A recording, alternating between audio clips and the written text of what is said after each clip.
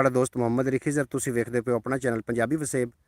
ਤੇ ਮੈਂ ਸੋਚਿਆ ਕਿ ਮੈਂ ਲਾਈਵ ਸਟ੍ਰੀਮ ਦੇ ਜ਼ਰੀਏ ਜਨਾਬ ਦੋਸਤਾਂ ਦੇ ਨਾਲ ਕੋਈ ਗੱਲਬਾਤ ਕਰੀਏ, ਕੋਈ ਦੁੱਖ ਸੁੱਖ ਸਾਂਝੇ ਕਰੀਏ।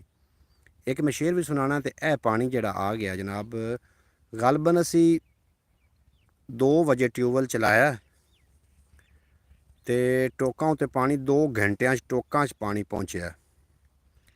ਤੇ ਜਿਹੜੀ ਇਹਦੀ ਕੀਮਤ ਹੈ ਉਹ ਗਲਬਨ ਹੈ ਕੋਈ घंटे की जी कीमत है ना, वो 1800 रुपया 1 घंटे का।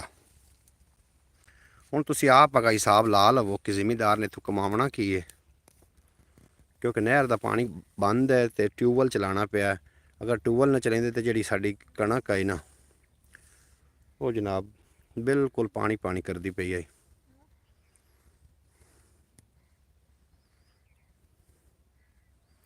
Welcome to my broad. बेहद शुक्रिया जो ब्रॉड ते आ रहे हैं, तशरीफ लैके आ रहे हैं। मैसेज कर देना ताकि थोड़े होने का मैनू एहसास भी हो, मैनू पता चले कि किहड़े लोग किहड़ी जगह तो मैनू वेखते पे ने। बेहद शुक्रिया।